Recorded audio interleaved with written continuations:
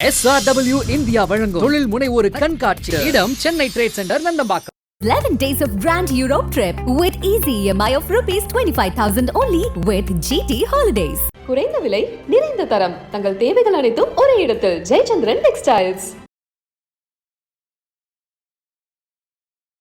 IBC Tamil நேயர்களுக்கு வணக்கம். இன்றைய நேர்காணல்ல நம்மோடு இணைந்திருப்பவர் வானிலை ஆர்வலர் செல்வகுமார் அவர்கள். வணக்கம். தென் மாவட்டங்கள்ல பார்த்தீங்கன்னா கனமழை 2 நாள் தொடர்ந்து மழை பெய்ய போகுது. குமரி, தூத்துக்குடி, தென்காசி, நெல்லை போன்ற மாவட்டங்கள்ல நேற்று இரவிலிருந்தே பல்வேறு இடங்கள்ல தொடர்ந்து மழை பொழிஞ்சிட்டு இருக்கு. உங்களுடைய வானிலை அப்டேட் என்ன சொல்லுது? உங்களுக்கு கிடைக்கக்கூடிய முதல் கட்ட தகவலா என்ன இருக்கு? நிச்சயமாக நேற்றைக்கு இலங்கைக்கு தெற்கு புறம் தரைப்பகுதிகளில் பாதியுமா, கடல் பகுதியில் பாதியுமா நீடித்து கொண்டிருந்த காற்று சுழற்சி, கீழடுக்கு சுழற்சி தற்பொழுது இலங்கையை விட்டு சற்று மேற்கு தென்மேற்கு திசையில இறங்க தொடங்கி இருக்கிறது. இன்னும் முழுமையா இறங்க தொடங்கி இருக்கிறது. இது இன்று டிசம்பர் 17ஆம் தேதி ஞாயிற்றுக்கிழமை மன்னார் வளைகுடாவின் தெற்கு பகுதியில வந்து அமைய போகிறது. நாளை குமரி கடற்பகுதிகளில் குமரி முனையை ஒட்டி அமைய போகிறது. அதாவது டிசம்பர் 18ஆம் தேதி. 19ஆம் தேதி அரபிக்கடல் பகுதியை நோக்கி விலகி செல்ல போகிறது. இந்த நகர்வு காரணமாக நேற்றைக்கு டெல்டா மாவட்டங்கள்ல மிக கனமழை பொழிவு பொழிந்து கொண்டிருந்தது. அதே நேரத்துல கன்னியாகுமரி, திருநெல்வேலி மாவட்டத்திலையும் கனமழை பொழிவு பொழிந்து கொண்டிருந்தது. அதிகபட்சமாக நேற்றைக்கு திருநெல்வேலி மாவட்டம் மாஞ்சோலை பகுதிகளில் 15 சென்டிமீட்டருக்கு மேல் மழை பொழிந்திருக்கிறது. டெல்டாவில் அதிகபட்சமா 8-10 வரைக்கும் பெய்திருக்கிறது. இந்த நிகழ்வு இலங்கை தரை மீது இருந்ததுனாலதான் இதுவரைக்கும் கொஞ்சம் தென் மாவட்டங்கள்ல பரவலா தொடங்கல. நேற்று கன்னியாகுமரி, திருநெல்வேலி மட்டும்தான், ராமநாதபுரமும் பெய்து கொண்டிருந்தது. ஆனால் இன்றைக்கு இந்த மழை பொழிவு திருநெல்வேலி, கன்னியாகுமரி, தூத்துக்குடி மாவட்டத்துல படிப்படியாக அதிகரிக்கும். டெல்டா மாவட்டங்கள்ல தற்பொழுது நேற்றைக்கு பெய்த மழை ஓய்ந்து சற்று வெளிச்சம் வெயிலா காணப்பட்டு கொண்டிருந்தாலும் மதியத்திற்கு மேல் வடகிழக்கு காற்றை ஈர்த்து டெல்டா மாவட்டங்கள் முதல் தென்கடலோரத்தின் ஒட்டுமொத்த கடலோர மாவட்டங்கள் மற்றும் தென்கோடி மாவட்டங்கள், ஒட்டுமொத்த தென் மாவட்டங்கள், மேற்கு தொடர்ச்சி மலை மாவட்டங்களுக்கெல்லாம், திருநெல்வேலி மாவட்டம், கன்னியாகுமரி மாவட்டம், தூத்துக்குடி மாவட்டம், இந்த 3 மாவட்டத்திலையும் மழை பொழிவு படிப்படியாக அதிகரிக்க தொடங்கும். அதே நேரத்துல மதுரை, விருதுநகர், தென்காசி, ராமநாதபுரம் மற்றும் தேனி மாவட்டங்கள்லையும் மழை பொழிவு பொழியும். ஆனால் அங்கே மிதமானது முதல் சற்று கனமழையும், ஒரு சில இடங்கள்ல மிக கனமழை பொழியும். ஆனால் தூத்துக்குடி, திருநெல்வேலி, கன்னியாகுமரி, தென்காசி இந்த 4 மாவட்டத்துல அதாவது மிதமானது முதல் சற்று கனமழை பொழிவாக தொடர்ச்சியாக பெய்து கொண்டே இருக்கும். அது நள்ளிரவுக்கு பிறகு நாளை அதிகாலையில மிக கனமழை பொழிவாக மாறிவிடும். நாளை 18ஆம் தேதி திங்கட்கிழமை தொடர்ச்சியாக ஒரு 12 மணி நேரத்திற்கு இந்த 3-4 மாவட்டத்திலையும், அதுவும் குறிப்பாக கன்னியாகுமரி, திருநெல்வேலி இரண்டும், தூத்துக்குடி மாவட்டத்தோட தெற்கு பகுதி திருச்செந்தூர், அதே திருநெல்வேலி மாவட்டத்தோட ராதாபுரம் பகுதி, திருநெல்வேலி மாவட்டத்தோட மாஞ்சோலை பகுதி, ஒட்டுமொத்த கன்னியாகுமரி மாவட்ட பகுதி, இதுலதான் உச்சபட்ச மழைப்பொழிவு பதிவும் என்று எதிர்பார்க்கப்படுகிறது. இது நாளைக்கு இந்த 4 மாவட்டத்திலையும் அதிகப்படியான ஒரு மழைப்பொழிவை கொடுத்து விட்டு நாளை மாலை மீண்டும் மிக கனமழை பொழிவு என்பது கனமழை பொழிவாக குறைந்து நாளைய மறுதினம் செவ்வாய்க்கிழமை சற்று கனமழை பொழிவாக மாறி மிதமான மழை பொழிவாக மாறி நாளைய மறுதினம் செவ்வாய்க்கிழமை மாலைக்கு பிறகு விடைபெறும் அந்த நிகழ்வு. Okay sir. அதே மாதிரி இப்போ இந்த டெல்டா மாவட்டங்கள்லயும் மழை பொழிவு பண்றதை நம்ம பார்த்துட்டு இருக்கோம். விவசாயிகள் ஒரு தரப்புல பார்த்தீங்கன்னா மகிழ்ச்சி அடைந்திருந்தாலும் தொடர்ந்து மழை பெய்வதனால அங்க பல்வேறு தரப்பட்ட விவசாயிகளுக்கு ஒரு சோகமான செய்தியாகவும் இருக்கு. இதை எப்படி பாக்குறீங்க? அங்க டெல்டா பகுதிக்கு விவசாயிகளுக்கு உங்களுடைய வானிலை அப்டேட்டா என்ன கொடுக்க போறீங்க? கடந்த சென்னையை தாக்கிய புயலுக்கு பிறகு மழை இல்லை. அந்த புயல கூட டெல்டாவில் மழை இல்லை. மிக வறண்டு கிடந்தது டெல்டா. நம்முடைய வானிலை அறிக்கையை கேட்டு பொறுத்திருந்தார்கள், மழை பெய்யும் என்ற நம்பிக்கையுடன் இருந்தார்கள். இறுதியா ஒரு நாள் தாமதம் அடைந்த பொழுது மிகவும் சோகமடைந்தார்கள், மழை பெய்யாது என்று. ஒரு குறிப்பிட்ட பகுதி நெல் விவசாயிகள் ஒரு குறிப்பிட்ட பகுதியில அறுவடைக்கு தயாராகிவிட்டது, அறுவடை செய்ய வேண்டிய பக்குவத்துல வந்திருக்கிறார்கள். அவர்களுக்கு இப்பொழுது மழை தேவையில்லை, அவர்கள் கவலை அடைந்தார்கள். ஒருபுறம் நிலக்கடலை, உளுந்து போன்ற தானியங்களை விதைப்பவர்கள் மழை வேண்டாம், மழை இருக்காது என்று விதைத்து விட்டார்கள். அது நேற்றைய மழையில சற்று பாதிக்கப்பட்டிருக்கிறது, நீர் தேங்கி பாதிக்கப்பட்டிருக்கிறது. தற்பொழுது இன்று காலை வெயில் அடித்துக் கொண்டிருக்கிறது லேசாக. இதை நினைத்து மகிழ்ச்சி அடைந்து கொண்டிருக்கிறார்கள் விதைப்பு விவசாயிகள். நேற்றைக்கு பெய்த மழை சுமார் ஒரு வாரத்திற்கு டெல்டாவின் பயிர்களுக்கு போதுமான மழைப்பொழிவாக இருக்கிறது. இதற்கு மேல் பெய்தால் அது கூடுதலான மழைப்பொழிவாகத்தான் இருக்கும். இருந்தாலும் இன்றைக்கு நாளைக்கு மீண்டும் மழைப்பொழிவு டெல்டாவிற்கு கிடைக்க இருக்கிறது. ஆகவே மழைப்பொழிவு பாதிக்கும் அளவிற்கு டெல்டாவிற்கு இருக்காது. ஆனால் மழை பெய்யும் என்று முன்பைய வடியை விட்டு தேவையான அளவை நீர் வைத்து நம்முடைய விவசாயம் செய்ய வேண்டும். இந்த 3 நாட்களுக்கு மட்டும்தான் இந்த நிகழ்வு மழை. அடுத்த நிகழ்வு ஓரிரு நாள் தாமதம் ஏற்படும் போல் தெரிகிறது. அதாவது இந்த நிகழ்வு விடைபெற்று தீவிரமடைந்து விடைபெறுவதற்கு தாமதம் ஏற்படுகிற காரணத்தினால அடுத்த நிகழ்வு வருவதற்கு தாமதம் ஏற்படுகிற காரணத்தினால அதுவும் வலுவான நிகழ்வா ஒரு குறிப்பிட்ட இடத்தில் வந்து குறிப்பிட்ட மழைப்பொழிவை நிறைய மழைப்பொழிவை கொடுக்கும் அமைப்பாக அது இருக்கும் என்று எதிர்பார்க்கிற காரணத்தினால மழைப்பொழிவு தேவையானவு, அதாவது கூடுதலாக இருந்தாலும் தேக்கி வைத்துக் கொண்டு, அதே போல நிலக்கடலை போன்ற விவசாயிகள் 2 நாள் மழைப்பொழிவு மட்டுமே தேவையான அளவு வடியை விட்டு உலர்த்தி போன்ற விவசாய பணிகளை செய்யுமாறு கேட்டுக்கொள்கிறேன். அதே போல பூச்சி விரட்டி அடிப்பவர்களா இருந்தாலும் 2 நாள் மட்டுமே இந்த மழை, பிறகு வெயில் வந்து விடும் நாளை மறுதினத்திலிருந்து.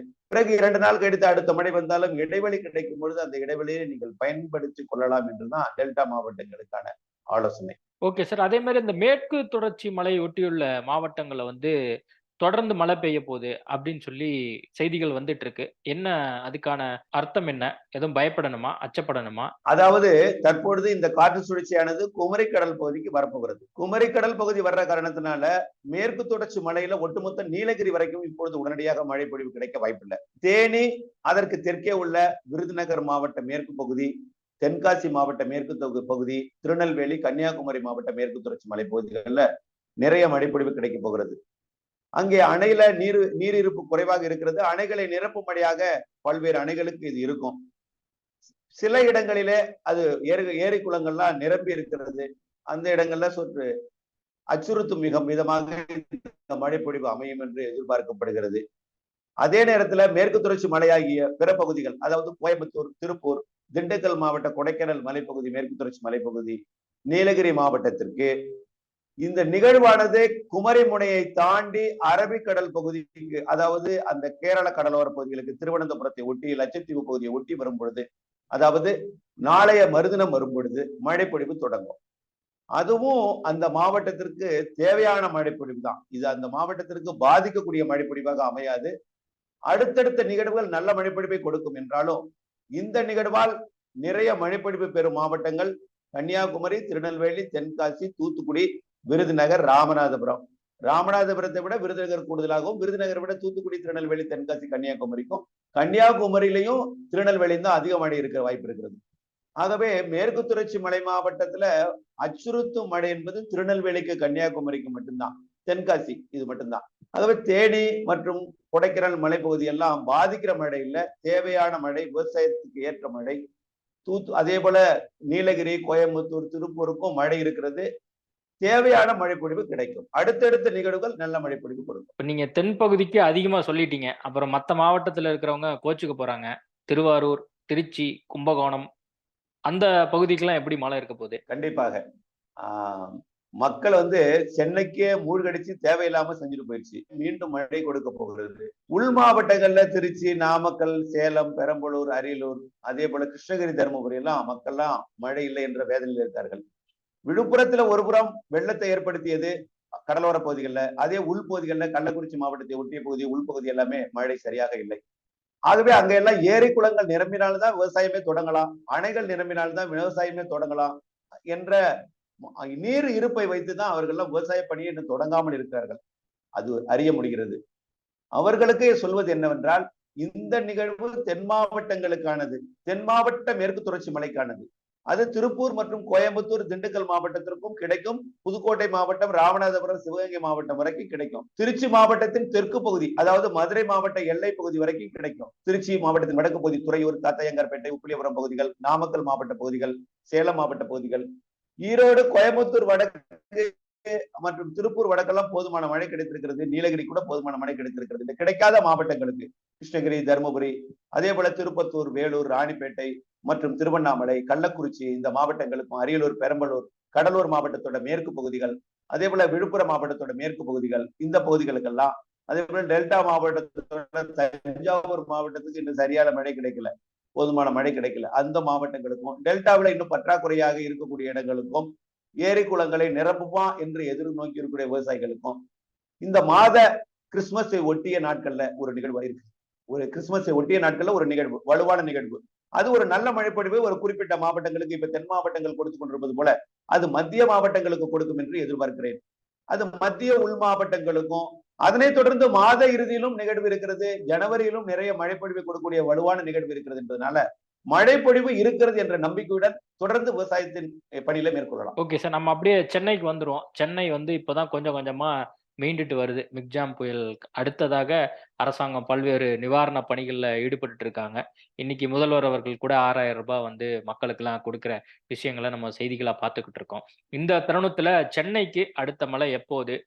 இப்போ வெயிலும் அடிக்குது, ஒரு சில நாட்கள்ல பாத்தீங்கன்னா மழை பொழிவும் வந்து இருக்கிறத பாக்குறோம். மேகங்கள் அப்படியே ஒரு கரும் மேகங்கள் சூழ்ந்திருக்கிறதையும் பாக்குறோம்.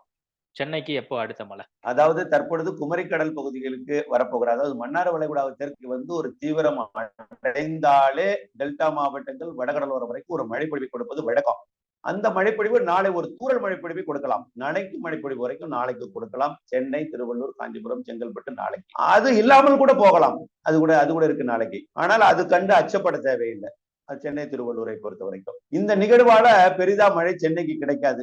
அது சென்னை மட்டும் இல்ல, புதுச்சேரிக்கு வடக்கே இந்த நிகழ்வால பெரிய அளவு மழைப்பொழிவு கிடைக்காது. இந்த நிகழ்வுக்கு பிறகு கிறிஸ்துமஸை ஒட்டி ஒரு நிகழ்வு வர இருக்கிறது. கிறிஸ்துமஸ் ஒட்டினா கிறிஸ்துமஸுக்கு முன்னாடி 23, 24ஆம் தேதி வாக்குல வரப்போகிறது. 22, 23, 24.